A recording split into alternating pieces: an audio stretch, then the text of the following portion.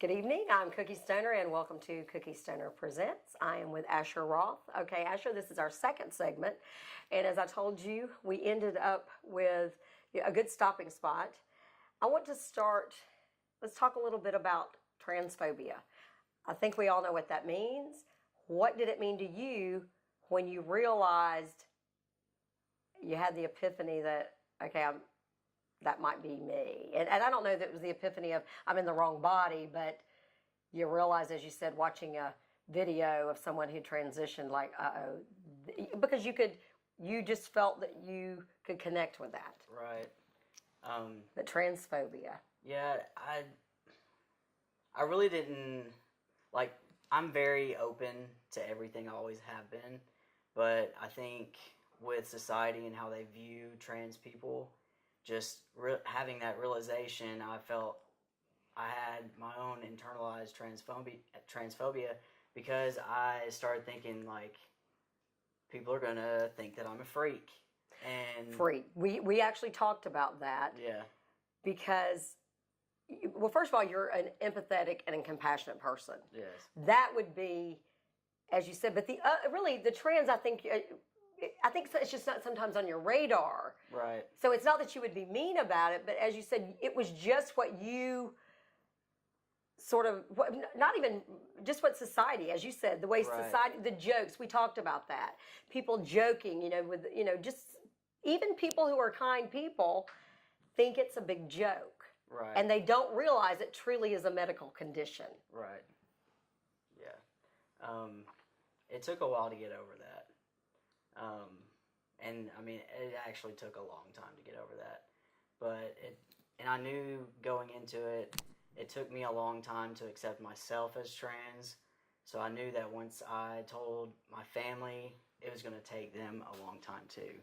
So this whole process has really been a lesson of patience in a lot of different avenues. Because as far as like just patience for the changes, patience for being identified as male by your typical everyday person, and patience as far as, personal growth and growth as a family, because it's been a long process. Okay, I think this might be a good time to go ahead and say, and I know you did bring and I do want to refer to this, I love this, the genderbread person. That is, and we'll probably put that up there because and maybe do some reference, because, the whole point of this series is, as I said, I'm not even sure that, perhaps I'd like to change minds. I'd like for people to see and not think negatively. Something I said to you when we started talking in the beginning was what you hear or what I've heard, when people say, like, well, why would you, God doesn't make mistakes. Why would you go and do something against God? Now, as I told you, you're a nurse. And as I told you, I always look at it, and I may have even said this on, another segment, is babies are born with holes in their heart. And you want, holes are a medical condition that have to be repaired.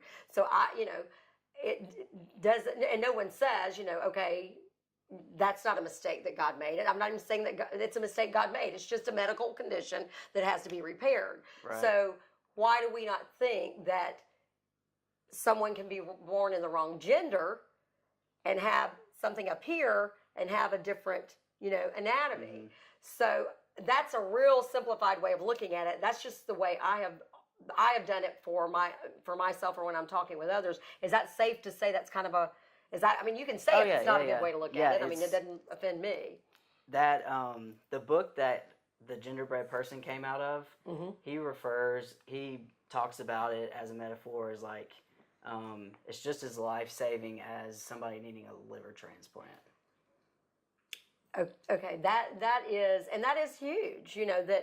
That the medical community is, this is not just about another surgery making money. Right. I mean, this truly is life-saving, and because I do believe that, and we do, there's statistics, not only, in the LGBT community of, someone who is homosexual, but someone who is in the wrong gender, the gender identity.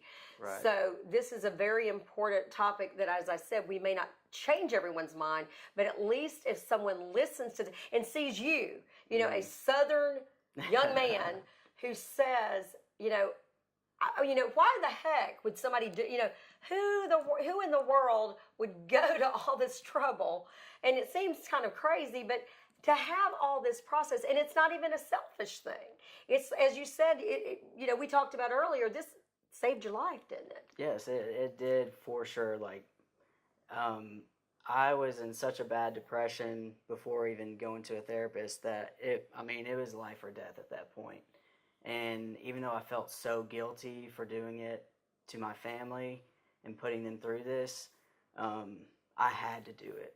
It was just, as you said, just like your parents had a child who had a liver, a problem with his liver. Mm-hmm.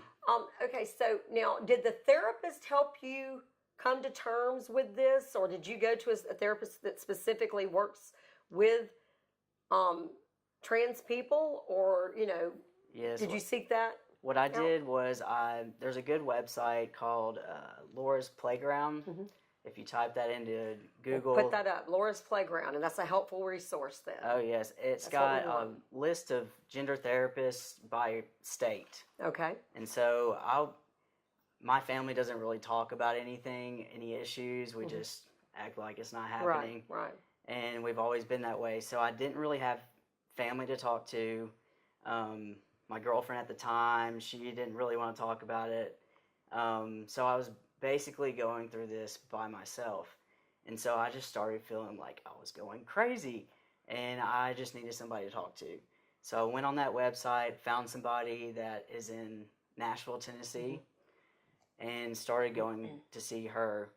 And like, she has been the best thing in my life. I've been seeing her for 4 years now.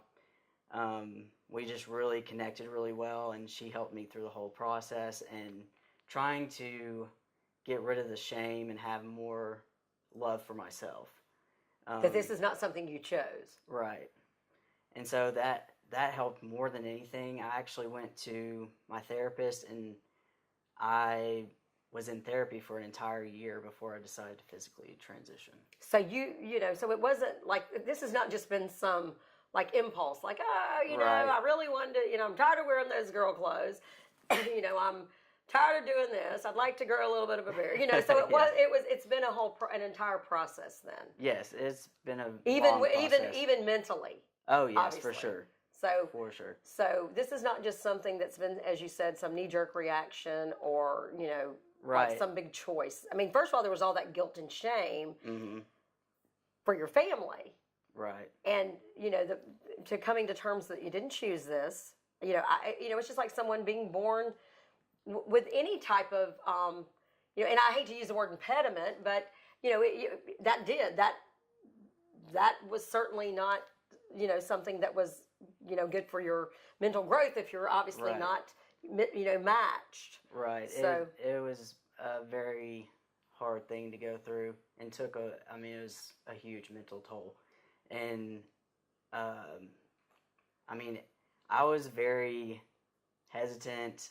I went into therapy very open-minded. Like, I just need somebody to talk to. I don't know that I want to transition right now or that it's the best time, but I just need somebody to talk to sort out how I'm feeling. But that helped more than anything else. The therapy, and so once you got to that point, then you sought the medical side and a doctor who,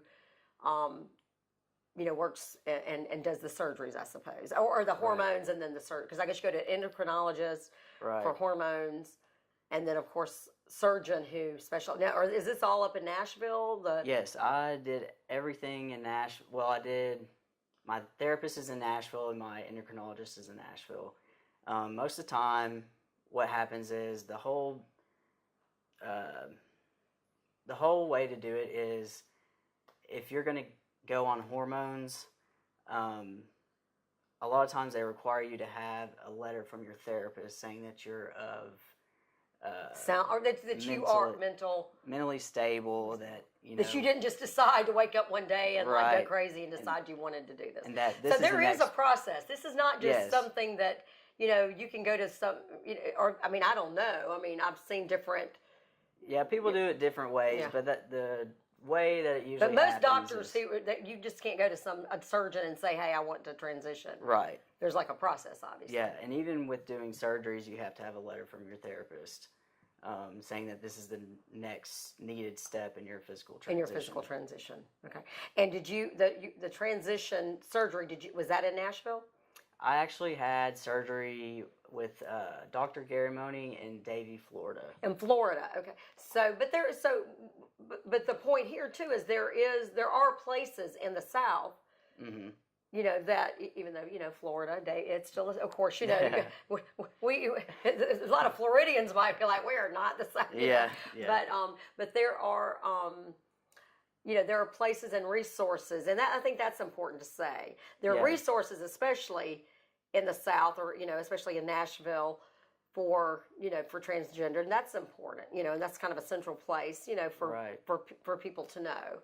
There's not as many resources in the South as some other places like Sure. California or something, but there are resources. But there are it may resources. be hard to find them. But that Laura's but Playground they is are- probably is that the best resource Yes, for as people? far as like someone's- finding a gender therapist, that's one of the best resources. And that would be something that you would suggest if there's a young person, older person, anyone who is having this epiphany here, watching this going, wait a minute, that's what this is. Because as you said, that's how you got to that point. Right. Then you would suggest go to Laura's Playground. We'll make sure that that's on the, so I'll make sure that on segment 2 that we put that on and we'll put it even on our website to ensure that people know that is a great resource and a great place to start. Yeah, anytime I have a lot of people, since I am out on social media, I have a lot of young guys asking advice as far as like what to do.